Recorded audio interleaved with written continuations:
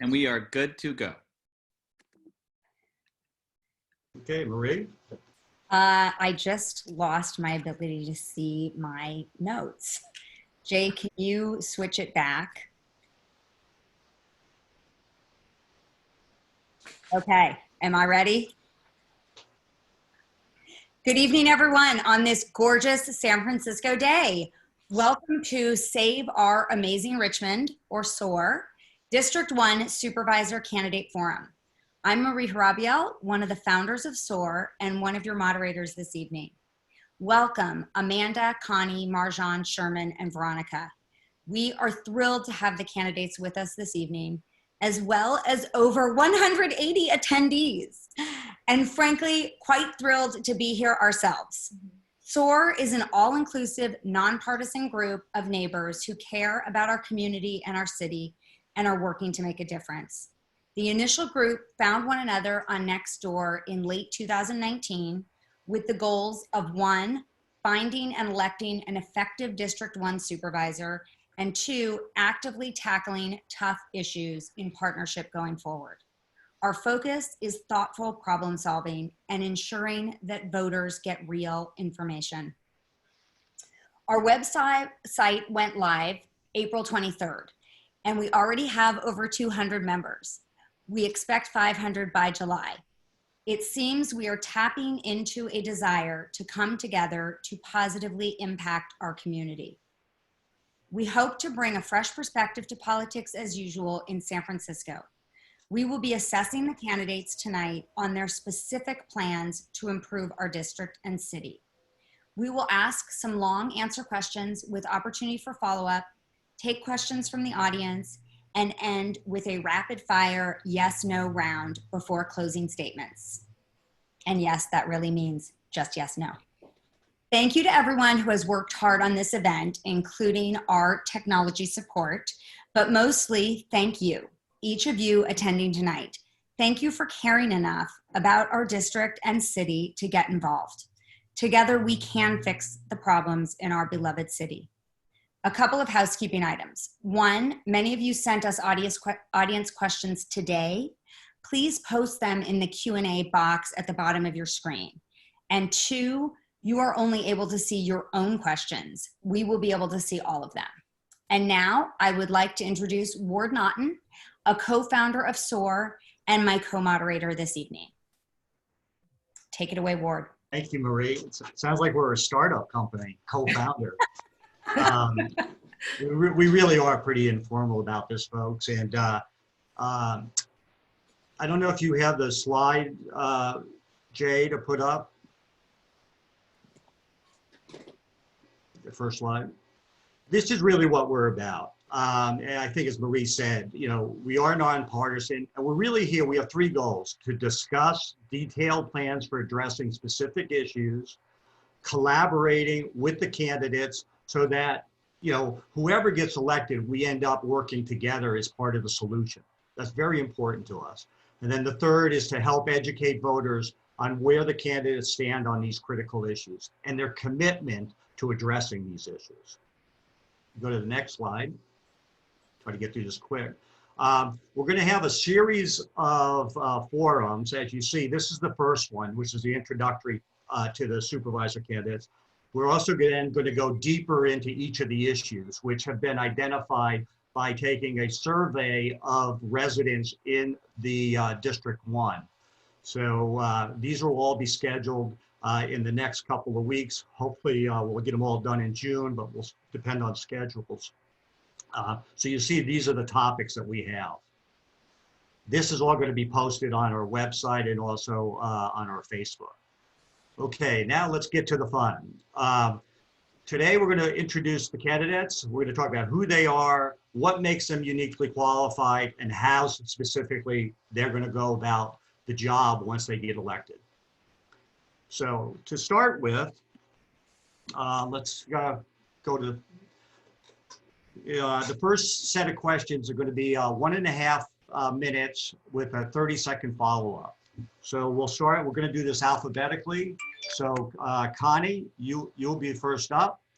Will you briefly tell us about yourself And more specifically, how are you the most qualified to address what you feel is the most critical issue in the district? Hi, everyone. My name is Connie Chan, and it's an honor to be running for District 1 Supervisor. I came here when I was 13 years old, born overseas, first-generation immigrants. I grew up in San Francisco's Chinatown. My mom still lived in the same rent control apartment that I grew up in. My partner, Ed, he's a firefighter in this city. He and I, with our family support, bought our own home in the Richmond district. I'm very happy and proud to be living in the Richmond, raising our first grader, 6-year-old son who attends Lafayette Elementary. I have worked in city government for the last 15 years. I started out as a community organizer, working with San Francisco SAFE for crime prevention. I also have worked for 2 supervisors, member of board supervisor, Supervisor Sophie Maxwell, and in District 10, and Supervisor Ann Peskin. Also in my career at public service, also worked for then DA Kamala Harris at the District Attorney's Office, San Francisco Recreation and Park Department, and City College of San Francisco. I have dedicated my career to public service, and throughout my time, since we launched our campaign, I have talked to tenants, homeowners on fixed incomes, small business owners, and all of us are facing the challenge of living in our city today. Even a family like ours, you know, is feeling the squeeze, and that income divide is significantly increasing by the day, and even more so now with COVID-19 pandemic. So here I am. Thank you, Connie. We're going to try to abide by the clock here if we can. Okay. Totally. Could you identify the one issue you think is the most critical in the district? Affordability. Let's make sure that we stay here in this city, that the Richmond will not be evicted by the corporate interests, that the Richmond will not be displaced by the income divide, and the Richmond will not be dissipated by the failing policies that our city has put in place. Okay, thank you very much, Connie. Sherman, same question. Do you need me to repeat it or do you have it? I think I got it. My name is Sherman De Silva. First of all, I want to thank SOAR and its members for having us have the opportunity to express where we stand on a lot of these issues before the next election.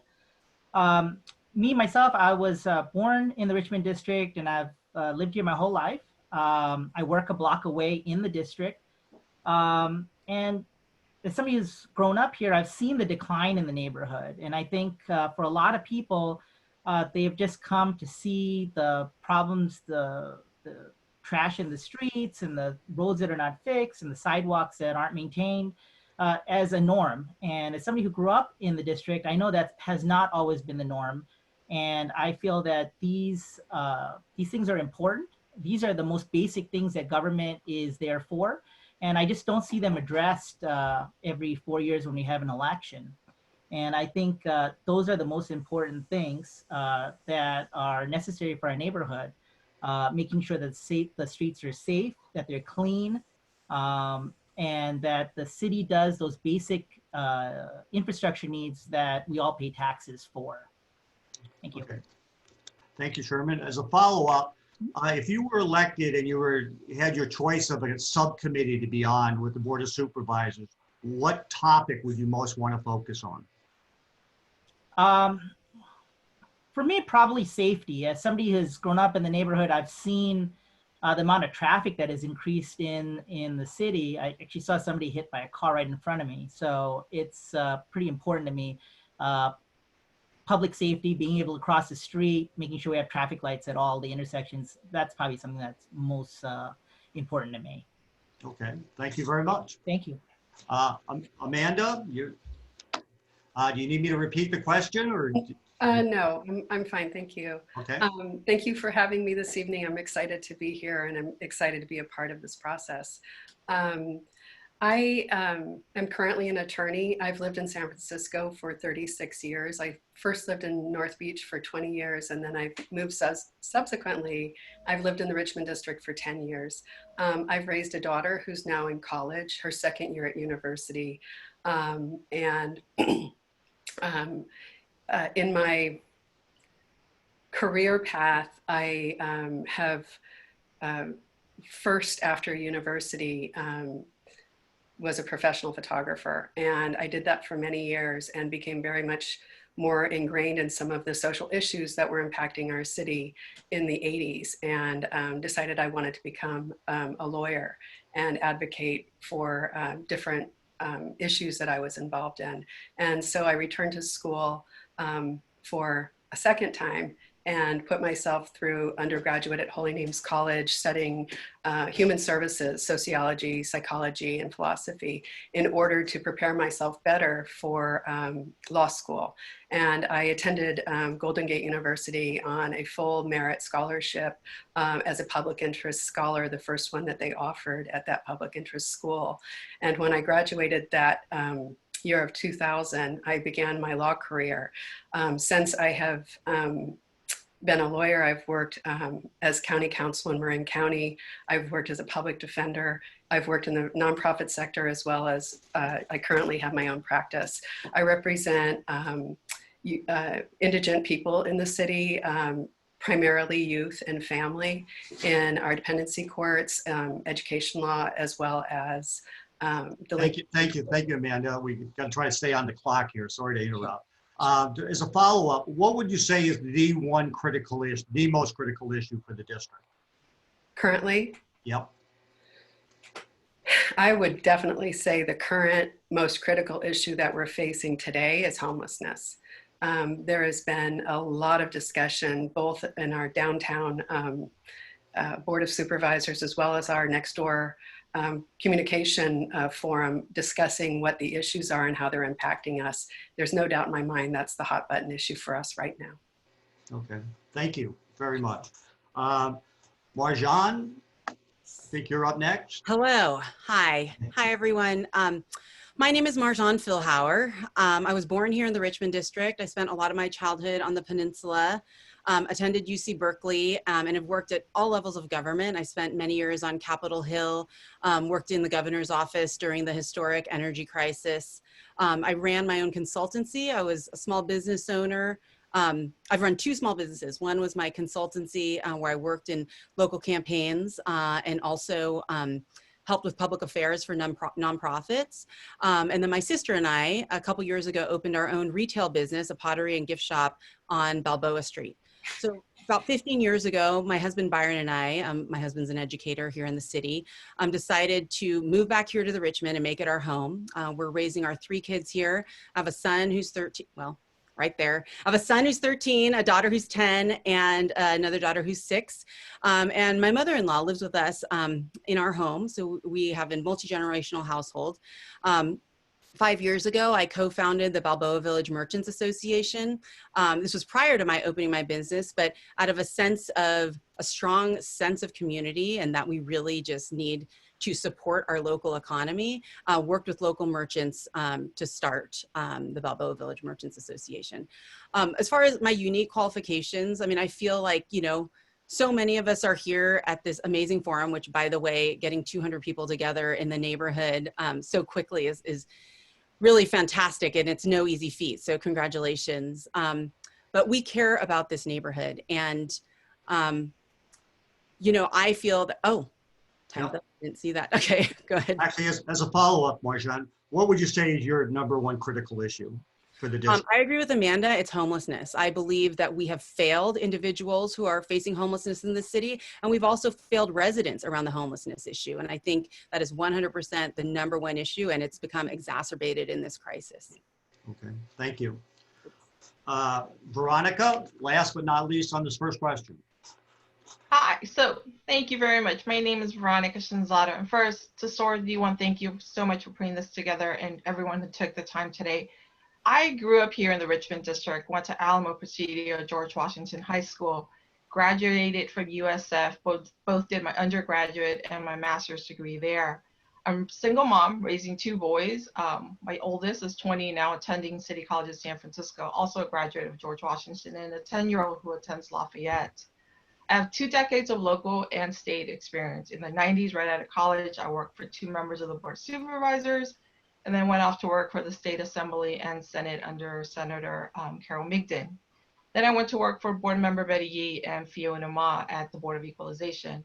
And I'm currently working for the California Department of Tax and Fees, where I'm responsible statewide for outreach programs to assist small business owners and nonprofits not only stay up to date with their taxes, but to educate them on their rights and be really their tax advocate when it comes to EDD, FTB, and the IRS. What makes me qualified? If there's one thing I understand, it's finance. And I think we're entering a time where economic recovery is extremely important if we want to continue with the values of San Francisco. So again, Veronica Shinzato, I think my time is coming up. Okay, and as a follow-up, Veronica, what would you say is the #1 critical issue facing the district? Like my 2 other candidates, it's homelessness and economic recovery. Homelessness has really affected not just those who are in the house, but everyone in our district are affected by those who are in house. I have never seen our city this terrified when it comes to the unhoused population. It's really sad to see. I've taken the opportunity to actually speak to some of them at Safeway and La Playa and at the Alexander Theater. And some of these individuals are those who lived in this district for 2-3 years and now find themselves unhoused. Okay, thank you, Veronica. With that, let me turn it over to Marie for the next question. Great. Thank you, Ward. I'm going to start with Sherman. And Sherman, our next question is, what are your top 3 priorities, or top priorities, you can have a list of 5 if you want, in a budget-constrained world? Okay. So in a budget-constrained world, I think there's certain things we still have to have. We still need to have the streets cleaned. So we need to go back to having our weekly street cleaning the way we used to have it, which they said it would be taken away temporarily, which never came back. We need to have a better emphasis on getting trash off the streets, emptying the city garbage cans, which are always flowing, making sure, like I said, that it's safe for us to cross the street. I think that's a very important thing, especially for seniors. So we need to get those traffic lights on those major corridors put in. And lastly, I do think the homeless thing has become a very big issue in the last couple of years. And it's something that we have to get a real resolution to figure out how we're going to maneuver through this and get people into housing, get into housing, treatment, or also if they have mental issues, get them the help that they need for that. I think those are probably the 3 main issues for me. Looks great. Thank you. What will you cut? In a budget constrained world, we're going to have to make some cuts. What are you going to cut? There are certain things that that we probably would have to address, like maybe the amount of staff that the city employs. We are definitely going to have to think, just like the governor is talking about on the state level, we're going to have to talk about streamlining some of our employees in the city so that we can get a handle on our next budget. Great. It is the biggest cost for any organization is your labor. Absolutely. Thank you, Sherman. Up next, Amanda. Oh, same question. Yeah. Okay. Top priorities in a budget constrained world. My top priority would be education. I think that our school board has announced, even before we went down on this state of emergency, that they are going to be in dire straits, and our city is going to have to figure out what we're going to do to educate our young people in this town now. Once we, currently, I mean, we're still teaching these kids, and I think already the school system was in somewhat disrepair, and it needed to be fortified already. So I think that that would be one of my priorities, or one of my greatest concerns. Definitely the homeless issue. There's a lot of a large budget that's put into that, and I think that those dollars have not necessarily been well spent. And so I would look at that as a priority that needs to be addressed and nailed down a little bit, and maybe even redesigned.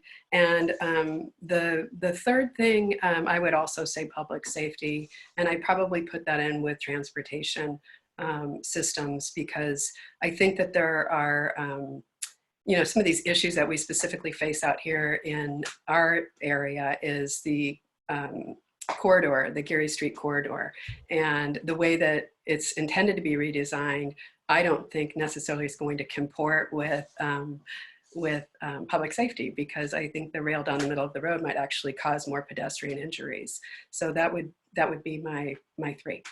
Great, thank you. And what are you going to cut? I would definitely go to labor.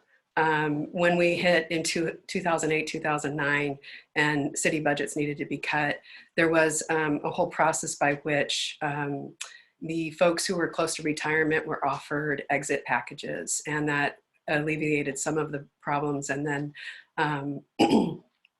we're just going to have to look at where we can start laying off people to keep departments solid, but to cut some of the fat. I don't know if that's the right word, but San Francisco. Amanda, time's up, Okay. but thank you. Okay. And Marjan, moving on to you, same question. What are your top, say, 3 priorities? So just to frame this, we're looking at a $1.75 billion and rising deficit. That is the largest deficit in San Francisco history. We're already hearing about layoffs that unfortunately need to occur. I mean, it's heartbreaking. These are human beings.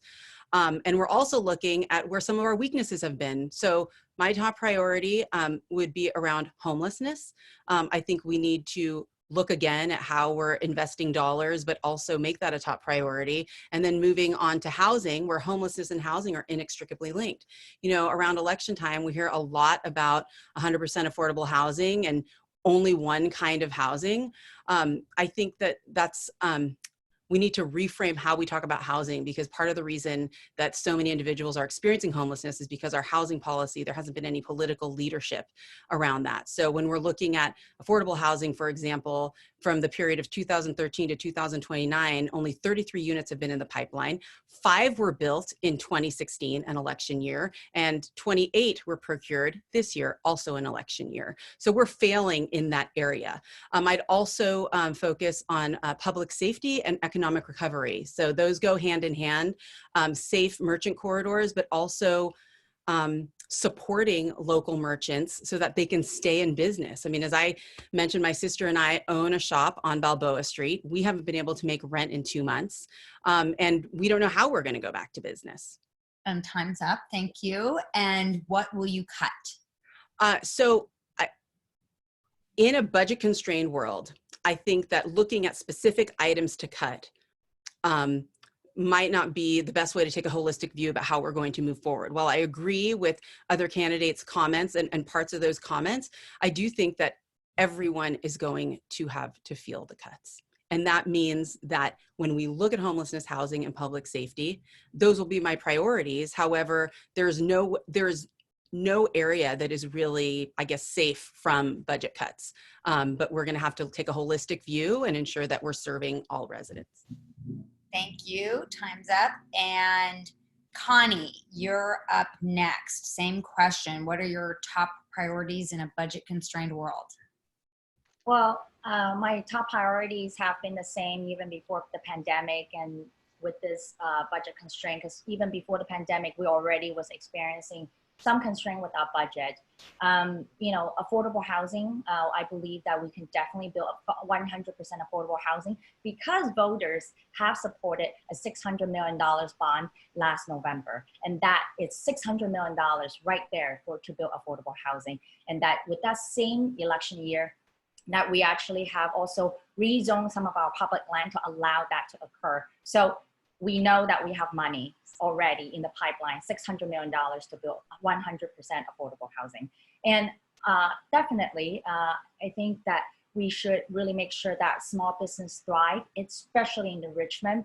They are the backbone of our local economy. What we need to do is to make sure that we advocate for them on a state and federal level to make sure that, you know, we do bring in those paycheck protection program and that small business loans to make sure that we provide technical assistance to them so that our small business can continue to thrive. Now, I know that everybody is talking about homelessness. Again, I really support the fact that we need to make sure that our homeless individuals have, you know, healthcare and as well as housing options. And those things can be done if we really look into it and to look into what we are serving right now and to make sure that we have an individualized and coordinated approach. Thank you. And what will you cut? See, I've been through the recession as a city employee in 2008.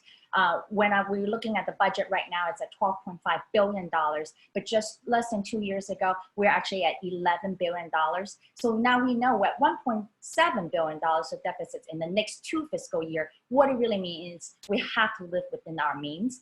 And being been through the 2008, it really means that it's not so much of cutting, but it's about, you know, hiring freeze. It's about like not maybe roll back some of the old programs that we have. Time's up. Thank you so much. And we'll kick it back to Ward for the next question. Thank you, Marie. We just heard from each of you that homelessness is one of your top priorities. I'm glad to hear that, as I'm sure the audience is. Can you give us some idea? We'll start here with Amanda. You're up first. How many times have you spoken with a homeless individual and what did you learn? How many times, like recently or in my life? Well, however you want to put it. The latter, thousands, recently, today. I have homeless clients. I have homeless clients who come into court, dependency court, because they've produced a child.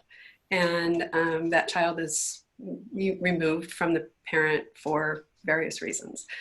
So I'm regularly in communication with homeless people, different homeless organizations, drug treatment centers, mental health issues, and mental health providers. That is a large part. And my first experience with a homeless person was when I was 18 years old, and was curious why this person was wandering around. So I've had a plethora of life experience in between that, and I'm 56 years old, so that's a long time to be aware of these issues and deal with this population.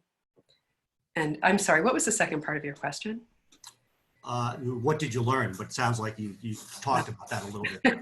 Yeah, I've learned a lot. I've learned a lot about how people become homeless, what their experiences is when they're homeless, and what ways they can come out of homelessness and secure a more stable lifestyle. And those elements have a lot of different roots to them that I could detail in another forum. Sure. Okay. Well, thank you for that. Here's a follow-up. You know, given in the Richmond, we now have about 200 homeless individuals, according to the PIT count, which is updated by some residents. That's up from about 80 not too long ago. That's about a 2.5-fold increase. What would you do to help the 20 most easy cases in the Richmond to get those individuals off the street? To get them off the street and into housing? Or into a program? I mean, up to you to answer it any way you see fit. Well, I think that's the conundrum that we're facing right now. I think some of the programs have closed down. The navigation centers aren't accepting more people because of the order of the mayor to shelter in place at 6 feet distance from each other. So I would suggest that they join one of these tent camps that are coming around the city. There's one that was made in front of City Hall. And hopefully we'll get some more out. But I think we need to have a variety of opportunities to place people. And if we had a case manager and someone who could detail that individual's background, maybe we could find some immediate shelter for them. And it might not be in the city. It might be on the Homeward Bound program. Thank you, Sure. Amanda. Marjan, same question? No, You know, I think Veronica, I'm sorry, I don't know that she answered the first question. Just to, Thanks, Marjan. Sorry, I was trying to email the group. so, The question about priorities or the question of introducing yourself? This is only our third question right now. the second question, I'm sorry, about priorities and cuts. About budget. About budgets and service. About what cuts would okay, you make? let's go ahead and I'm jump happy. there. Okay. Thank you guys. You're great moderators. Yeah, I know. yeah, I was texting A the lot group. going on, a lot going on. I A know. lot going on. Yeah. Keep us honest. Okay. All Well, right. if that's the case, then Veronica, that was my No worries. It's a lot to keep track. the question is, what are your top priorities in a budget constrained world? So what my three priorities is economic recovery. And the first one, particularly because it is the Richmond district, is building the saltwater ocean beach pump station. I think it's crucial that we protect all of our residents in San Francisco.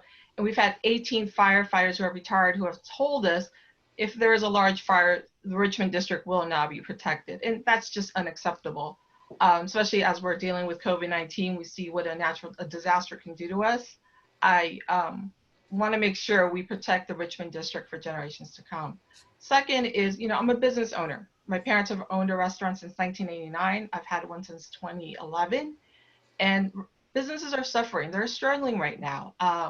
Just like many businesses, I haven't been able to pay my rent in 2 months and can't do takeout. So we'll have to figure out what we can do after the pandemic. But the city really needs to look at supporting small business. And when I mean small business, it's our mom and pop shop stops. They are the backbone of our economy. A lot of our unemployment come from this industry. So we need to start looking at really supporting small businesses. Third, it has to be education. We have to continue to keep City College of San Francisco affordable and free for those who attended San Francisco Unified School District schools. And we have to really look now with because of COVID-19 about online learning. I don't see online learning going away, but I think we need to start investing more to make sure every child has internet access. Every child has a laptop. Every child can attend school online. Thank you. And the follow-up again is, what would you cut? I think every department in the city and county of San Francisco needs to feel pain. I think we all are as individuals, as residents. So I think we have to start looking at every department to do a certain percentage of cuts. Unfortunately, that will affect every resident, every project that's set up for the city and county. But I think that's the only way the city can move forward, is that if every department starts looking at what they can cut. And I would say 10 to 15% cut for each department. Great. Thank you, Veronica. I guess I'll just take the mantle back here, Marie. Yep. Okay, we're back to Marjan, right? Yes. Marjan, I'll repeat the question, but I think you probably remember it. Yep. So, Go ahead. essentially, what has been your experience talking to live homeless people, understanding their issues, and what have you learned from it? And then we'll get to the follow-up. Yeah, and you know, I've mentioned this in the past, but you know, homelessness is a very personal issue to my family. My late father-in-law was homeless for a brief period, or intermittently, in Golden Gate Park, and eventually was able to, you know, move out of the city into a rural area and live his last days with a social safety net and of both, you know, a job and also, you know, friendly neighbors. But I think, you know, yes, I mean, the individuals experiencing homelessness aren't in a separate category. There are neighbors here in the Richmond. There are neighbors here in the city. You know, we walk by each other on the streets. We, you know, sometimes they'll ask for food, sometimes they'll ask for money. And that's a human being there. So I have interacted, spoken to, I mean, I would say the last time I spoke to a homeless individual was last week. You know, and it's just, they're not invisible. They're here. They are our neighbors, right? And there is, you know, it's just part of our humanity to connect with other human beings, and that's what makes it so tragic. You know, our failure of this community, our failure for these neighbors, and then also with residents. it has really been highlighted in this pandemic. As far as what I've learned, I mean, we've reinforced, I mean, it's the way we talk about individuals experiencing homelessness with our children, you know, over 4,000 individuals experiencing homelessness have some combination of mental illness and drug addiction.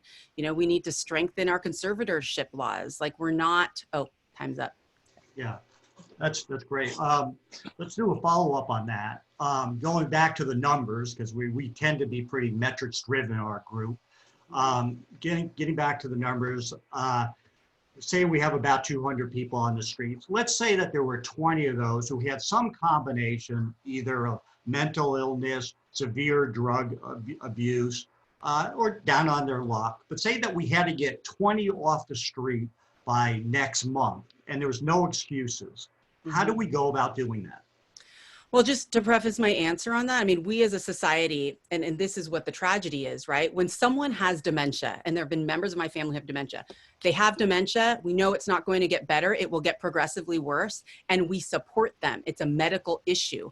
Why are we not looking at individuals who experience homelessness like that? Why are we not looking at mental illness as something that, you know, they experience mental illness. Many times there's a detachment from that. Mm-hmm. So they're experiencing something in the middle of the street or in our neighborhoods that we can't see or feel, and they're in this nightmare, right? So, I mean, I think as far as moving, we'll need to strengthen the programs that we have, but also when you talk about metrics, ensure that we're applying those metrics to see in real time what's working and what's not working.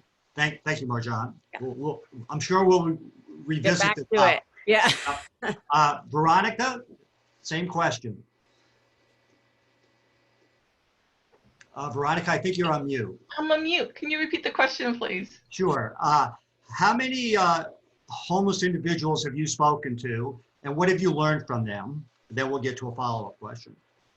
You know, the last time I spoke to a person with us who was unhoused was when I went to Gordo, Sakarya on 18th and Gary, and we have several tents there. So I took the time to go say and ask if anyone needed a burrito. And these are human beings. These are our neighbors who are unhoused. And it's really saddened to see how many people, a growing population of unhoused in the Richmond district. But my heart breaks when I see youth that are unhoused. My son went to high school here in the Richmond district, and we had several students that were unhoused that played football for the school and would stay at my house sometimes because they had nowhere to go. It is heartbreaking when you see a minor that has nowhere to spend the night. That is unacceptable in the city and county of San Francisco. So my focus when it comes to unhoused, because it's not a one approach fits all, is to really look at our youth. Those who are in foster care and leave the foster care system, where do they go? We should not be dropping them off at a male or a female shelter. We should be looking at transitional housing for these youth. We should not have the amount of homeless youth we have living in Golden Gate Park or here in the Richmond district. It's unacceptable. So my approach when it comes to the unhoused is really targeting it by groups. My first priority is the youth. Okay, thank you for that. As a follow-up question, how would you approach the 20 people that we absolutely have to help and get them off the streets as soon as possible? And we can't have any excuses by any city agency. No excuses. So COVID-19 world we're living in, 20, we have to get them in hotels because it's a public health issue. Post COVID-19, I would have told you we have to get these 20 youth, because I have a report here that says we have 29 in the Richmond district and 36 in Golden Gate Park that are under 25 living on our streets. So we got to get these youth into not only shelters, but I want to build tiny homes for these individuals so that we transition them to affordable housing. Or we start working with our CSU system so that we provide for them education once they're out of the foster care system. Thank you, Veronica. Connie, you're up next. Same question.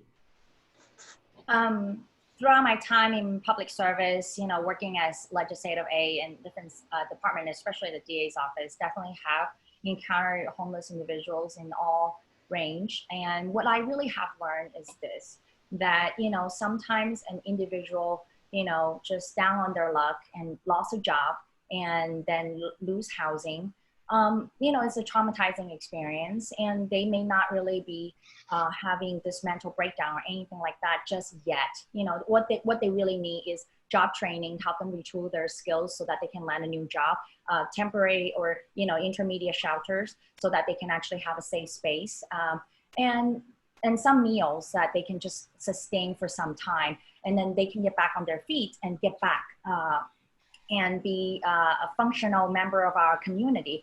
But all too often is that we just let them go and stuck in the system, and that they keep cycling on the streets. And before we know it, 3-5 years down the road, they become what we a lot of times see now, that they're addicted to substance, and they now truly have this psychiatric breakdown that they really require mental hospital to really care for them. And so what I really learned is that the best way to prevent homelessness, to solve the homelessness problem, is to prevent it to happen to begin with. And that's what I really have learned, and making sure that we really do have housing options. We have job training for these folks. Thank you. As a follow-up, what about those individuals who are, you've heard the term, like, who are meth psychosis? They're mentally ill, it's been driven by drug use, and they're incoherent, and they're not going to go into a hotel. I mean, they can barely put a shoe on. How do you handle those individuals? I think that is where you need to have a team of social worker, mental health experts, as well as, those that really, with the homeless outreach team, that know the individuals, and coordinated effort in an individualized approach, approaching these folks and making sure that what does it take? What does it take for us to get you into this hotel room? And I think that is hard work. And not only that, I think in some way it's soul crushing work, because you do really have to dedicate yourself and, to talk with these folks to get them into hotel rooms. Thank you, Connie. Sherman, last but not least, same question. Yeah, so I have a personal experience with this, because I work at a laundromat, and we end up seeing a lot of people because they have to wash their clothes. And I think one thing I've learned is that you can't lump everybody who's homeless into one category. There's maybe 3 or 4 distinct groups here that need help, but different types of help. You have people who really did, for whatever reason, the building got converted or something, they lost their apartment. We have people that have mental issues, and we have people that are drug addicted. And I think that with that particular situation, we need to be able to triage this particular situation. So we can't really triage it until we get everybody off the street. So I think we have to figure out a way that we can get everybody a place to be. That's what the courts have said, that you can't tell people they can't be on the street unless you have a place for them to go. So the first priority is we got to have a place for them to go. And once you're there, we need to triage it and see who needs the help and how best to get those services to them. It's a lot cheaper to do it that way than to try to do these little bandage fixes that we've been doing over the last 10 years. Thank you. As a follow-up question, where do you stand on the spectrum of intervention versus enforcement? Intervention versus enforcement. I think you can do them together. A lot of times, a lot of people, they don't think they need help, okay? They don't want help. They don't think they need help. But in order to do that, you need to get them into the system. You need to get them a way to get the help. And for me, I think enforcing the laws that we have, we can get them into the system, not necessarily to incarcerate them, but so that we can get them the help they need. So once we get them in the system, we can work with the judge or something to get kind of diversion to get them the help they need. Okay. Thank you, Sherman. Thank you. Great. Great. Thank you so much. So the next question, we'll start with Marjan. Regardless of where it is on the political spectrum, right or left, I've always respected and valued someone's opinion significantly more if they had a life experience that caused them to change their opinion at some point. Can you please describe a time when you walked a mile in someone else's shoes that made you question, challenge, or change your own beliefs or preconceptions about an important issue? Or have you always believed what you believe today? Well, when I was in my 20s, I knew everything. And now, sorry, maybe when I was a teenager, but I have learned that I don't know everything and that we can't do this alone. I think the crux and meaning behind your question is something that's really important. You know, I'd like to give probably more thought than I have time for right now and what exactly that was. But I think you have underscored something that is so important in our city right now. We have mired ourselves in ideology, which has caused a Board of Supervisors that I don't think is really in touch with the residents that they represent. And it's manifested itself in this pandemic and what we're seeing on the streets around homelessness, around crime, around businesses going under. And I think that, you know, as we look at this city going forward and we look at how we have these conversations and what the role of ideology is, we need more pragmatic leadership, I think, and to take out the ideology because all neighbors are suffering right now, unhoused or not.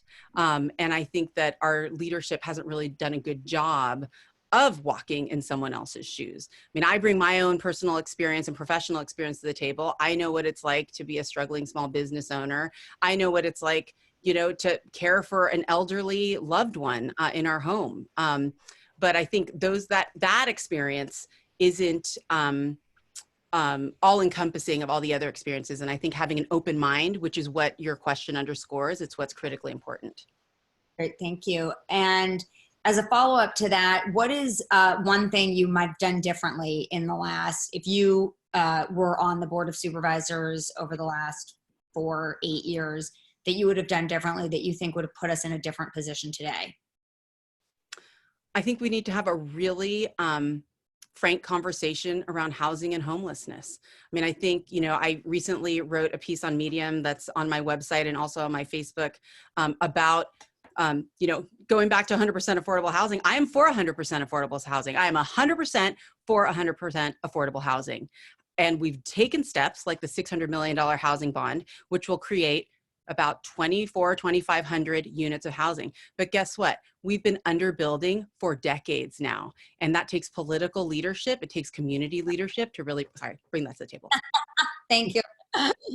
All right, Veronica, you're up next. And same question. When have you changed your mind or changed your view about something?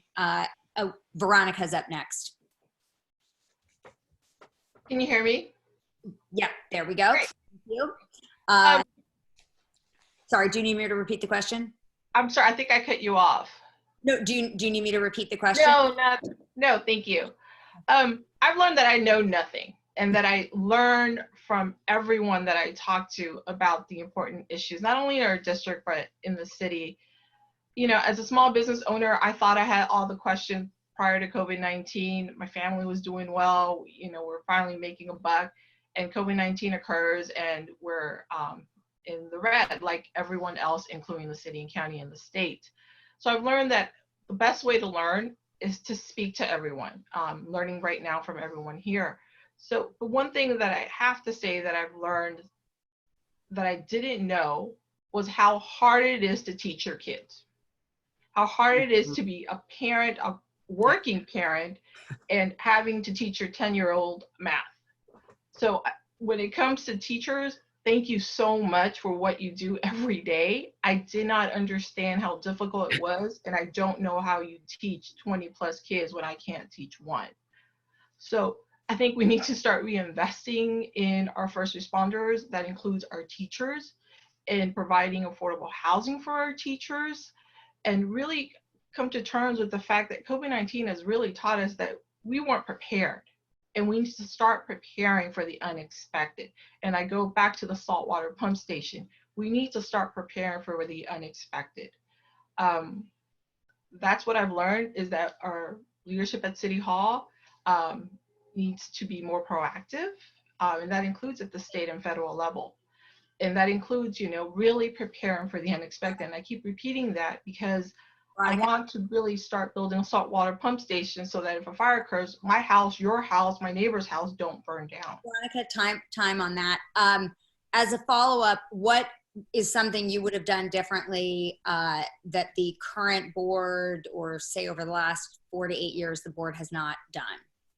I actually want to go back to about 20 years ago when we started with the unhoused population. I would have really hoped that back then we would have prepared for what we're dealing now. That way, us candidates wouldn't be dealing with something that's been generational. And I wish 20 years ago, we would have looked at Treasure Island and been like, oh, this is a great place to build all our social services, bring them here, job training, and have them in an area where we can really, really treat them. I think our leadership failed us 20 years ago. Veronica, thank you. Connie, you're up next. Do you need me to repeat the question? Quickly, yes. Sure. Can you please describe a time when you walked a mile in someone else's shoes that made you question, challenge, or change your own beliefs or preconceptions about an important issue? I would say that happens to me every day with my partner, Ed, who is a firefighter in the city. I think that we constantly, doing what I do right now, not just with city department now, but also at the state assembly, just kind of thinking about making policies and how do we serve our constituents, where, Ed, he's a firefighter, he's a first responder. That is his, he worked a 24-hour shift in his firehouse, and he see things in a very different way, in a very life and death matter. He see the homelessness on the streets.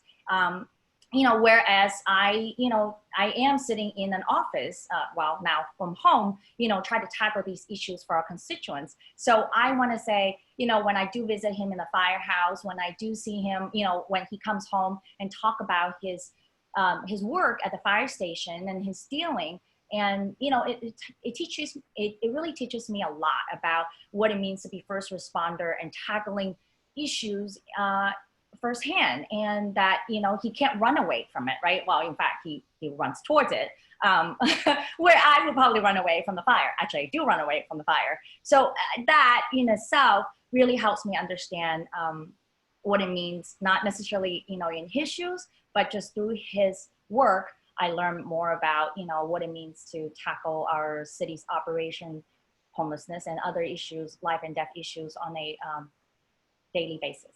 Great, thank you. And as a follow-up, similar to the other questions, but you have worked for 2 supervisors before. What could they have done differently to prevent San Francisco's decline?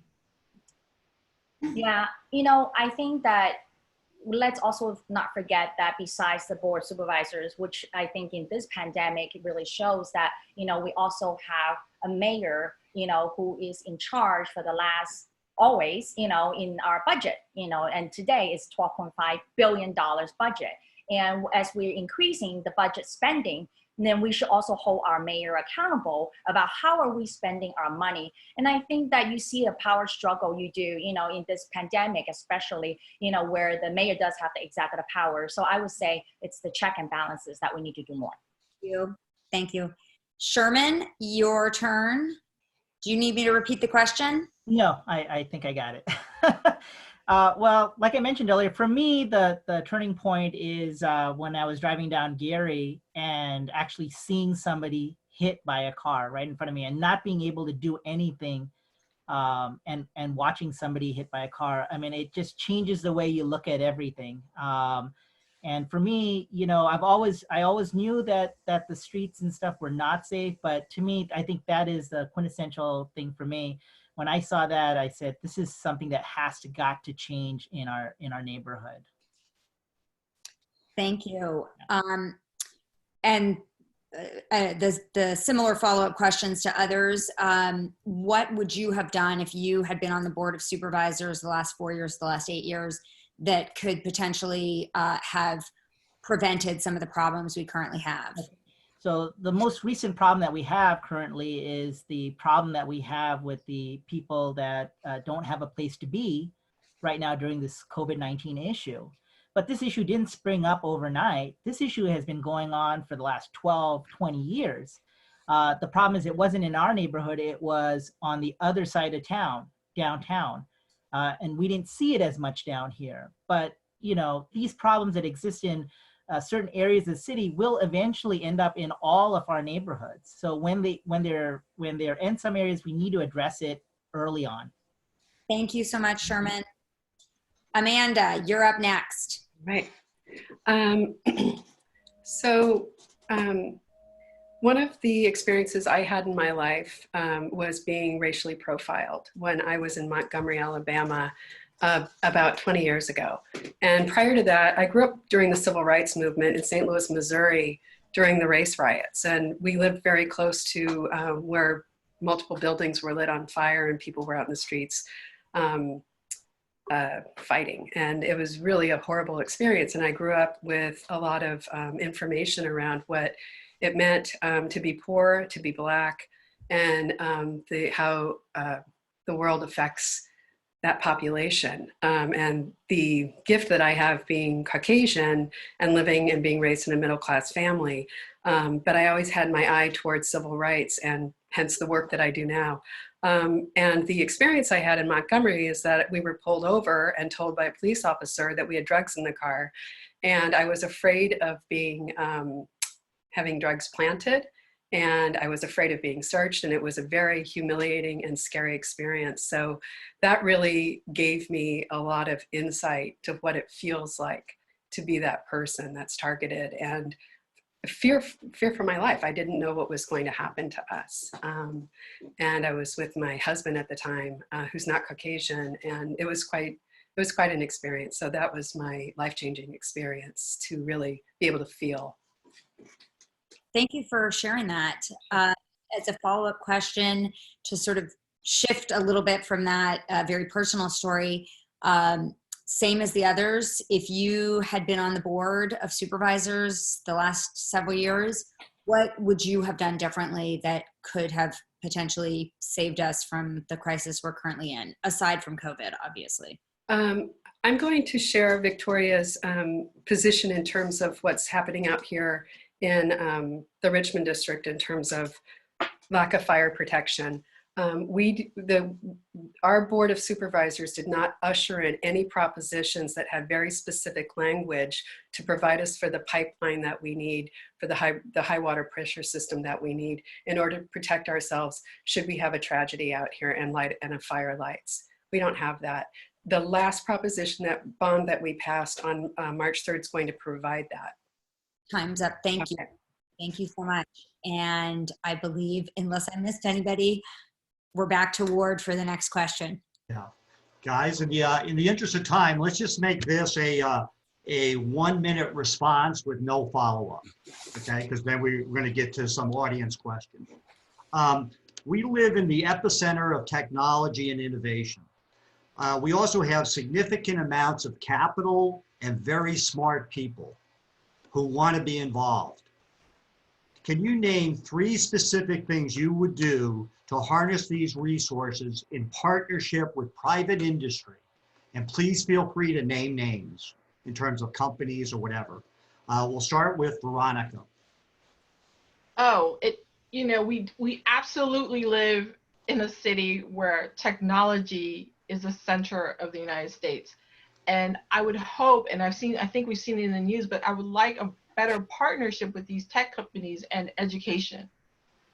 We have a city right now that not every child has internet access. Not every child has a proper laptop with the proper programs to be able to do online schooling at home. So I would hope Twitter, Google, all these great tech companies to come together and really fund our public schools, fund the abilities for these children to learn at home, fund the opportunity for teachers to have a living wage in the city. I think that's the best investment we can do with these great tech companies, is to start investing in our future and our kids and our teachers, so that our teachers aren't paying us to teach their kids as they are doing now. Thank you, Veronica. Connie, same question. I'm not going to name any names, but ideally, what we would really like to see is, again, seeing that our small business are suffering at this time, and would really like to see our tech companies step up to the plate to really help and assist our small business, but not just for dollars, but also with their technology. How could they really help our small business to reinvent themselves and stay open, and is it online, or is it, how do we help them to continue to sustain? And I think the second part is also about, we have this million different kind of apps. So how can we get and coordinate to make sure that we have like some of these apps that really support our city services to provide and deliver to our constituents? And I think last but not least, and it's really hoping that there will be some support to our City College of San Francisco, that we have free city program. Let's make sure our tech companies can help provide supply technology that really support our City College for our teachers to teach in a more convenient fashion. Thank you, Connie. Sherman, same question. So for me, I think, especially during this last situation we have with the shelter in place, it would have been nice to see a lot of tech companies that coordinated deliveries or food and groceries to maybe waive their charges and commissions, so that the people who are delivering stuff could possibly make more money, and it would be less expensive for people who were using those services to get things that they needed, since the shelter in place was in effect. That would have been helpful. The other thing is, I think we can get technology to help businesses connect with people outside of our actual district or our city, to help get those people to come into the city to shop or dine would also be helpful. Thank you. Amanda? Thank you. The first thing I think is very important is that our unified school district students do not have computers that they can take home with them. They should either have an iPad, a MacBook, or an HP. I would ask and partner with private enterprise to make sure that all of our students are provided that. And that is absolutely essential for our students at this day and age period.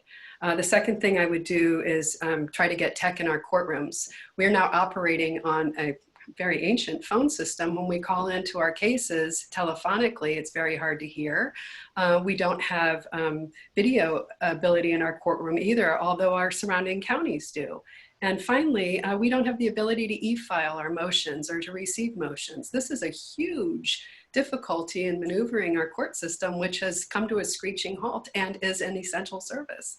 So those are two. The third thing I would do is ask the tech companies to start looking at providing technology that's voice activated for doors to open and elevators to go, so we don't have to be holding handles and touching buttons. And I think they can do that. Thank you. Marjan? You're on mute. Oh, excuse me. Okay. So I think one of the things we have to do is we need to understand that we are living in a time, we talk about tech companies and brick and mortar companies. At one point, all companies are going to be tech companies. They are on the internet, right? I mean, what we have found through this pandemic, many local businesses that you would have had to reinvent themselves so that they can stay in business through this crisis. So, I agree around education. I agree around with these budget cuts, we're going to have to encourage more public-private partnerships, especially with nonprofits. But one thing I do want to mention is, last week I launched with several Richmond businesses, the Richmond District Merchants Cooperative. It is a B2B, if you will, a local B2B kind of resource for local merchants. And we have actually 3 tech companies who have stepped up. We're not ready to announce them yet, around partnering with local businesses so that they have a marketing budget and are able to reach people online, so that while we still want to accommodate cash only transactions, we need to bring the online transactions and the right technology to our local businesses so they can stay afloat. Thank you, Marjan. Okay, let's turn it over back to Marie, and we'll start to take some questions from the audience. Yes, thank you so much. We have a lot of them, I think 51 at this point. kind of scanning. What are you guys doing the rest of the month? Send him over. I'm free. Guys, all 51. No, I've been trying to kind of consolidate, and so I'm going to do sort of a blended approach here, and I think Ward will as well. Can you cite, and we'll start with Connie, tell me what you are going to do to address property crime and the increase in home break-ins in our district. So I started out, as I mentioned earlier, as a community organizer, in San Francisco with San Francisco SAFE. And for anyone that knows about SAFE, it's really about crime prevention. And so I think that there are ways to promote crime prevention for us individually and also for our businesses. I think also another part of it, it's really about community policing and really look to our chief and look to our Richmond Station police captain to kind of see what really, evaluate the crime data, where the crimes are taking place, and how can we increase community policing in those areas, and making sure that we have both education for our residents and as well as having that partnership with our police department, mainly Richmond Police Station. Okay, thank you. Sherman, you are up next. What are you going to do to address the recent increase in crime in the Richmond district, both property and break-ins? So first thing as supervisor, I think I need to be honest with people, and who you choose as your district supervisor is not going to have as big an impact on those kind of issues as who you choose as your district attorney. For the last couple of election cycles, we've had district attorneys that have said they're not going to enforce a lot of these property crimes and car break-ins. And look, if you're a criminal, you get the message that you can come to San Francisco and do these kind of things. If you want these things to be reduced, you have to take a stand that you're going to enforce these laws.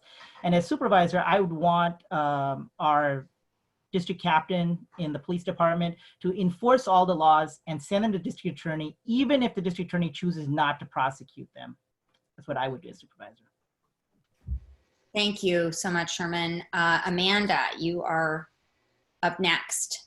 I actually talked to Officer Mayor today about someone in general, but someone who approached me at my front door and basically told me they wanted to come in to fix my plumbing and that they were from the city. And we've talked about it on Nextdoor with other people having some strange experiences as well. What I would do is I would, as a supervisor, put out a public bulletin to my constituencies talking about what they can do to keep themselves safe. And I would do that through the SF Safe program, using that model as well as the Neighborhood Watch program model. I would encourage all constituents to report to police, and I'd ask police to track.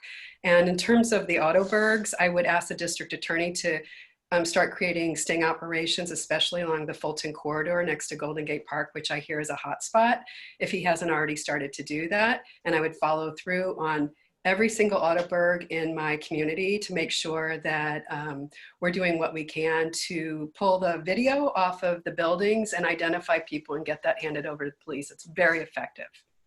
Thank you, Amanda. Next up, Marjan.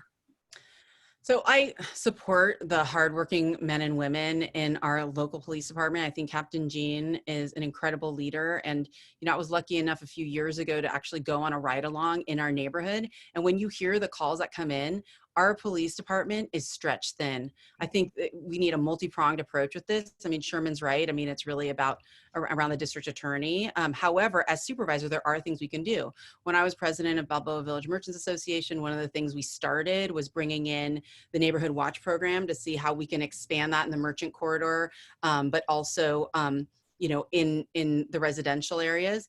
But we need to send a message. I mean, no matter what office, whether you're a community leader or elected to office, This is not acceptable. It's not acceptable that we have to teach our kids that they got to take everything out of the car, you know, otherwise your car might get broken into at every time. One of the seniors I was delivering to earlier last month, who was recovering from coronavirus, had his converter stolen on Fulton for the 3rd time. It's unacceptable. Thank you. And Veronica, you're up. Thank you. Thank you. So we have to build on the power of the San Francisco City Attorney and District Attorney office to investigate and prosecute bad actors. The other thing I really want to see now even is an effort around multilingual education and outreach increase and awareness and mechanisms for people to report hate crimes and report car break-ins. It's absolutely right. It's unacceptable that we have one of the highest rates of car break-ins here in the outer Richmond district. I think I live in a corner of 44th, and I can't count how many times I've contacted SFPD and DPW because people throw over luggages and purses over to my yard. It's really unacceptable. So we need to start building a partnership with the Park Patrol, SFPD, and our community to really keep an eye out on these bad actors and work closely with the city attorney and district attorney to really prosecute these individuals so that there is a, you know, a sign out there that says, do not come to San Francisco because you will be prosecuted. Thank you, Veronica. Ward, back to you. Okay, we have a question from the audience. And here it goes. We start with Sherman here. There's a saying, that which gets measured gets done. What quantifiable metrics will you use to measure progress? Well, for me, the measurement is what you see. I think as supervisor, I think it's my responsibility to be in the field a couple of times a week to see what's going on. Is the garbage being collected out of the street cans? Are you walking by and is there a pile of trash or at the curb? And if those should not be seen. And I think when you take a trek through the neighborhood, you should be able to identify things that are not correct, go back to the office, talk to the department heads, figure out a plan to get those things fixed, and then come back out in a couple of months and those problems should be addressed. That's what I think the district supervisor's job is, to work with the department heads to get those things in the neighborhood done that need to be done so that when you and I walk out of our house, we can feel good about walking down the street and feel good about our neighborhood. Okay. Amanda, what specific metrics would you use to measure progress? Well, first and foremost, the quickest and easiest is feedback from folks as to how things are working or not working. Observation, obviously, and we use different tools like surveys to measure progress. But I think what you need to do first is address the issue, find out what the goals are, see what the elements are to get to the goals, and see if you've met those deliverables. So the metrics that you would use for that is what the actual outcome is versus what you wanted the outcome to be by whatever means of measuring that would be. Okay, thank you. Marjan? So I think number one, as other candidates have said, it's really important to be in contact, regular contact with residents. And that means, I mean, I believe the responsibility of government is to make itself relevant to residents and accessible. And that's why I've always talked about having an office in the Richmond district, because a lot of people can't go all the way down to City Hall, whether you're taking care of kids or you're elderly or disabled. And the supervisor's office needs to have a presence in the neighborhood in some physical way so that they can clearly keep in touch with neighbors. I do think, you know, going back to the homelessness issue around number of individuals experiencing homelessness and measuring through, you know, applying metrics to these programs, how, you know, taking regular counts of how many individuals are experiencing homelessness on the street and overlaying that with how we are changing the transitional housing services and mental health services, and then applying that at the Board of Supervisors. I think that would be my first priority. Okay, thank you, Marjan. And Veronica, I think I have that right. No, wait, yep. So I believe in data, I believe in science, I believe in numbers. But I also believe you have to have a human aspect. And absolutely, I think the biggest success of we're accomplishing something is on community feedback. I completely agree. We need a district office here in the Richmond district for any member of the Board of Supervisors. But also, I think when you call a member of the Board of Supervisor, it should not be a voicemail. I worked at the Board of Supervisors back in the 90s, and the number one priority at the supervisor at the time was if someone calls you, someone's picking up the phone. There should be a live person picking up your phone to any constituent, any issue to hear the issues that are concerning that person who took the time to call. And I think when we start looking at matrix and data, it really has to come down to really talking to individuals, asking what their issues are, what the concern is, and bringing it back to the office and looking at the data and seeing how we can approach it in a scientific manner, not in an ideological way. Okay, thank you, Veronica. Connie, you're up next. Thank you. Well, I think, you know, before a pandemic, I would say budget town hall. That's what we need. We need to get everyone together in a room and have feedback. But I think in the case right now, it's something like this. I think that we should have a virtual town hall and get feedback from our constituents. But at the same time, like, you know, being a legislative aide and being public service in city government for a long time, that I also know that on a monthly, if not a weekly basis, we can get 311 service call. And that's actually a log for us to look at and evaluate what is happening, how many calls we're getting, what other calls from 311 that we're seeing. So it's a combination that we're hearing from our constituents directly, but as also like to have a data, you know, a phone log that call for services.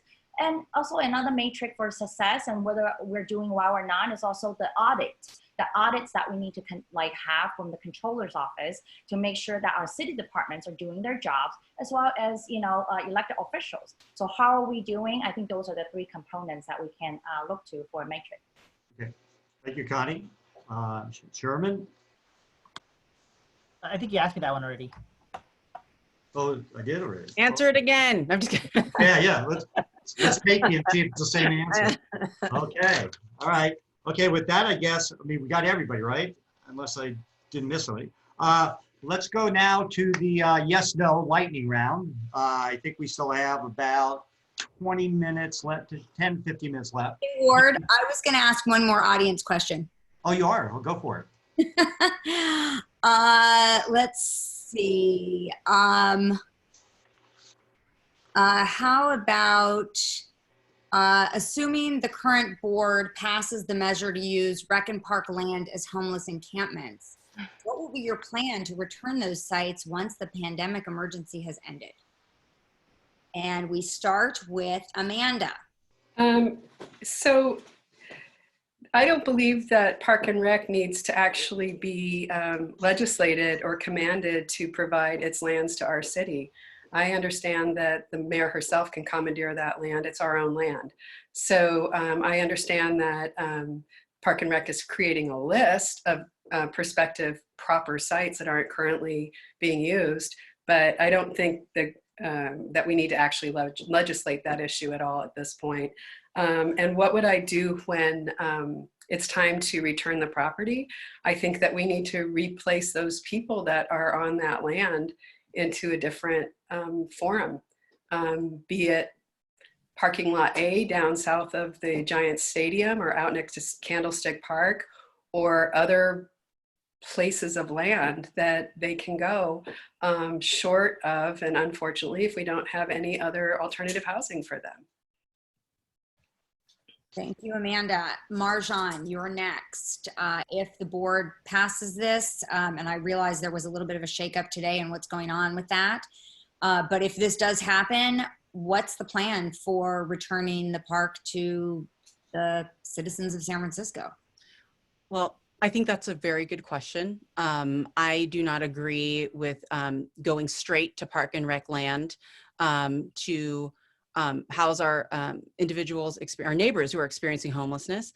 I think the fact that we are using, just mitigating, using these, the fact that we're even talking about putting tents in Golden Gate Park or in any park, as opposed to using empty lots in other areas of land in the Richmond, I think, you know, it's just a testament to how we have failed individuals experiencing homelessness. I think, you know, we need, before we go to park and rec land, we need to look at other areas where a transition will be easier. Obviously, we need to get them the services they need. We need to support them, ensure that they're fed and that they're safe. But I think a transition, I mean, that's the question. You know, it will be challenging. Thank you so much. Veronica, you are up next on this question. What will you do to return parkland to the citizens if this indeed goes through? That's a great question. The question I asked the Board of Supervisors today also. Park and rec, the parks are for residents to enjoy. Talking about tents in Golden Gate Park during COVID-19, parks should be used right now for our residents. It's our safe zone to practice social distancing so our kids can ride a bike, so we can walk safely and feel safe walking in our parks. The fact that we're discussing using park and rec and not other lands, not only in the Richmond district, but in the entire city and county, is a testament that we aren't really looking at solving these issues, but putting a Band-Aid on the issue. How do we solve removing now homeless folks out of our park and rec? That's a great question, because as we know, once our homeless population get comfortable, it's their residency. So how do we now tell these individuals, this is no longer your residency, you have to move? That is the question I think the members of the boards need to ask themselves before they pass this legislation. Thank you, Veronica. Connie, your turn. I think the reality is that it's the answer is really staring at our face, is that there are hotel rooms. Let's put our homeless residents in hotel rooms. Very simple and straightforward. It's tragic that we actually have to come to this conversation, because the reality is just put them in the hotel rooms. And not only that, you know, it's not just about to stop the spread of COVID-19. I think there's start to see an understanding that some of these hotels may end up being able to offer to be a long-term permanent housing for some of these homeless residents of ours in San Francisco, and that actually including Rodney Fong, who's the president of Chamber of Commerce, and have expressed those interests, and that's what we need to look at. So I think that altogether, what we can do is skip all this part, is just to house our homeless residents in hotel rooms now. Thank you.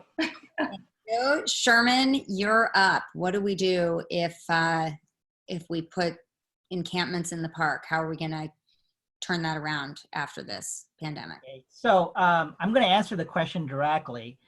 If it does pass, I would not support it, but if it does pass, I think that we have to have a definite date that the encampments will be cleared out. We can't have an open-ended date. We need to have a set date when it is going to end. Me personally, I think it's a bad precedent. It's a bad idea to use our park lands to address this issue. A better solution is we've got a whole bunch of parking garages in the city. Tourism is down right now. It's much better to use that space to allow them to move so that we can figure out what the needs of everybody is right now, than to have people set up camp in our city parks. Thank you. Thank you, Sherman. And Board, now you're up on. Okay, let's get to the lightning round, guys. And hopefully we can crank through this pretty quick. So yes, no answers, okay? First up will be Marjan. If elected, are you willing to meet with a steering committee of involved residents on a regular basis to talk about progress on critical issues? Yes, that's the job. Yeah, thank you. Okay. Veronica? Yes. Okay. Connie? Absolutely, yes. Great. Sherman? Yes. Amanda? Yes, I would do it both downtown at City Hall and have at a local office, similar to what Willie Brown did on Saturday mornings. Okay. Go ahead, Marie. Number 2. Okay, number 2, and I believe that, who is up next? Word, who's up next? Veronica? Veronica, you're up next. Do you believe that property of life crimes should be prosecuted? I mean, quality of life crimes should be prosecuted. Quality of life crimes. Ooh, that's a tough one. Depends. Yes or no? Yes. Okay, next we have Connie? Connie. No, because we cannot arrest away the property. Connie, Sherman, Yes. Amanda? Yes or no? I have to say yes and no. I can't, I need more information. Marjan? Yes. Okay. Word rep? Okay, next question. Open air drug dealing is commonplace in the Tenderloin and mid-market and could easily translate to other parts of the city, including the Richmond. Do you support a zero tolerance approach to such? Connie? Yes, we need drug reform.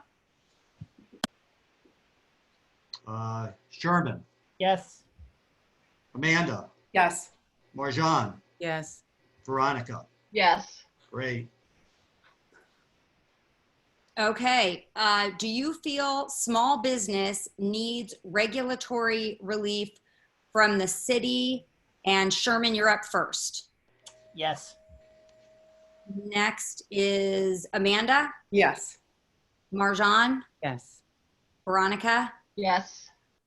Connie. Yes. Okay. Next up,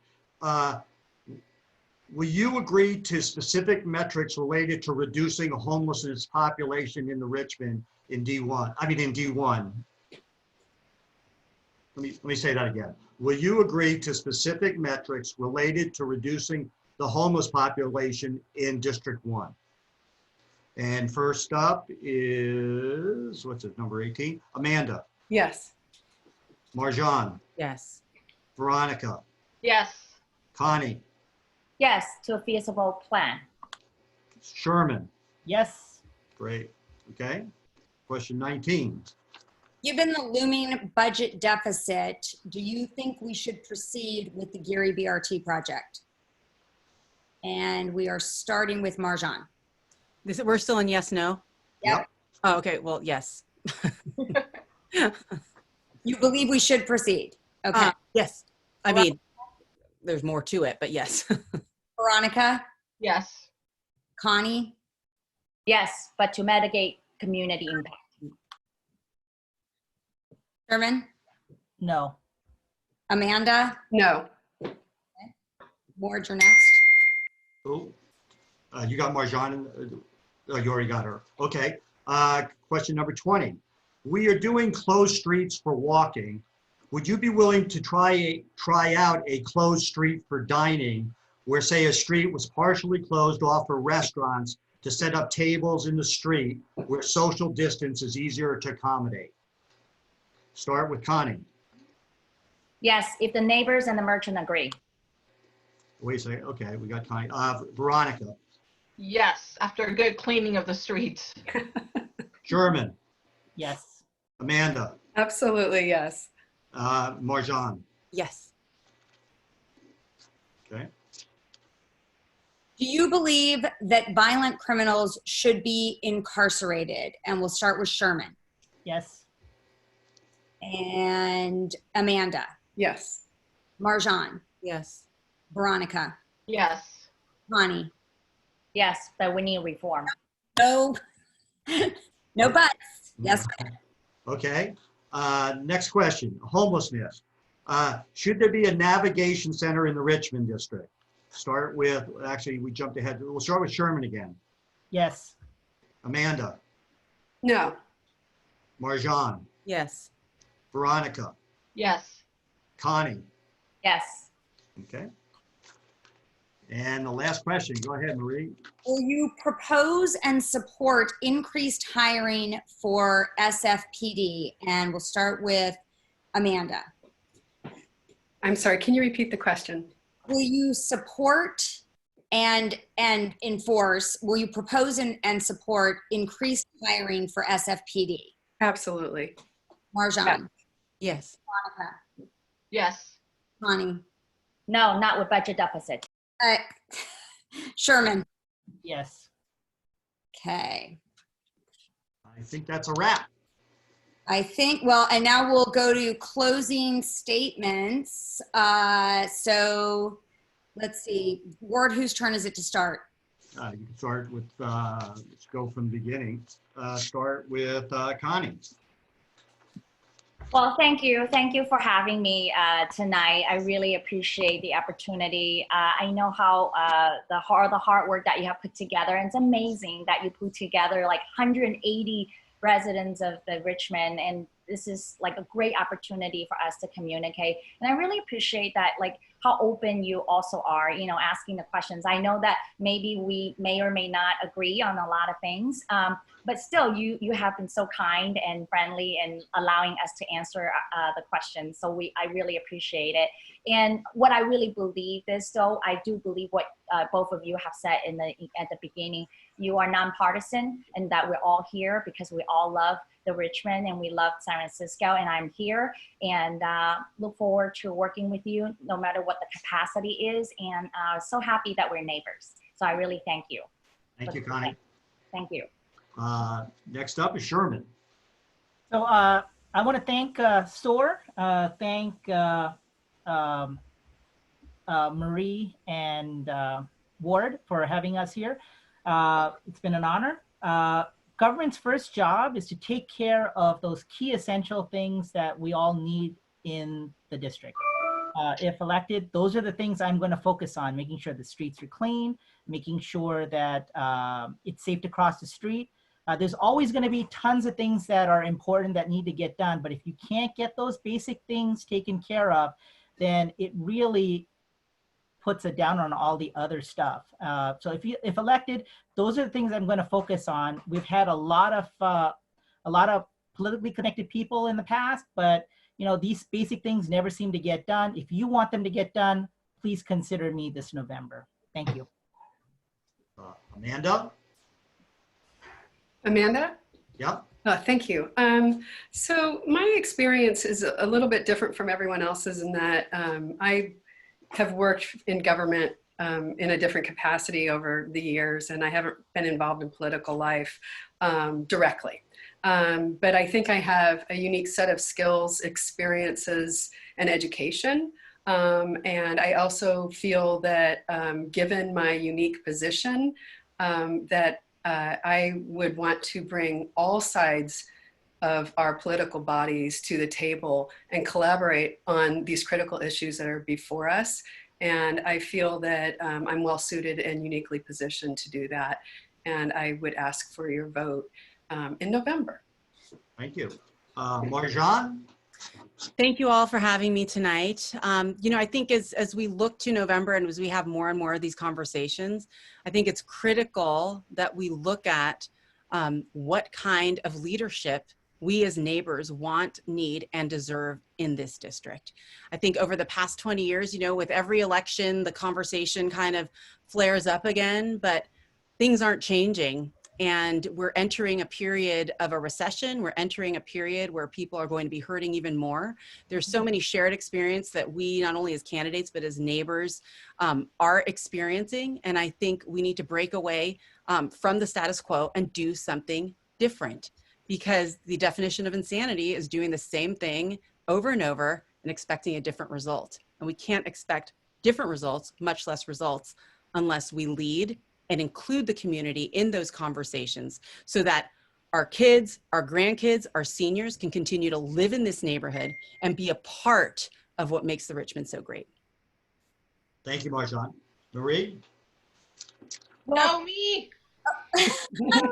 Oh, we did it again to you. You did. All right.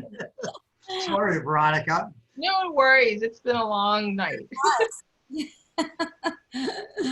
But I will start. But first of all, Marie and Ward, thank you so much for organizing and to SOAR-D1 for putting this together. It's no easy feat to do this online, and particularly in COVID-19 world where we're all learning as we are tonight. But again, I've been a resident of the Richmond district since I immigrated from Peru. My parents have owned a restaurant in the city since 1989. I grew up here, went to school here, and like many of you, for the last 20 years, we haven't seen very much of a leadership here in District 1. And the resources that we get here in District 1 have been minimal compared to the rest of the city. But the issues are the same. The unhoused are here. Property crime is here. Our children are here and need a safe place to play in parks, a safe place to cross the street. Our seniors are here. They need a safe place to cross the street. We need affordable housing. So one thing I can tell you is, with my 10 years of experience at a tax agency, is I get numbers. I understand finance. So please visit my website at veronicashanzado.com if you want to learn more about me. But other than that, to all the candidates, thank you so much for having the courage to run and to try and make a difference in this district that we all love. And we're, at the end of the day, we're all neighbors here. Thank you, Veronica. Marie, do you want to wrap up? Yes, yes. And Veronica, I really appreciate your last comment there. We are, you know, first of all, congratulations to all of the candidates. You made it through to the end. And congratulations for running in the first place. We're really, really grateful to have you. Thank you to everyone who worked hard to make this evening happen, our team, our host, the candidates. And the most heartfelt thank you to our friends and neighbors in the Richmond for engaging with us on these important issues for the Richmond and for San Francisco. We look forward to seeing you at each of our issue discussion sessions. Do not think that if you wrote down a question, we are not going to be going through those with a fine-tooth comb and making sure they are included in all of our next issue-based discussions. So you are heard. We hear you and we are including you.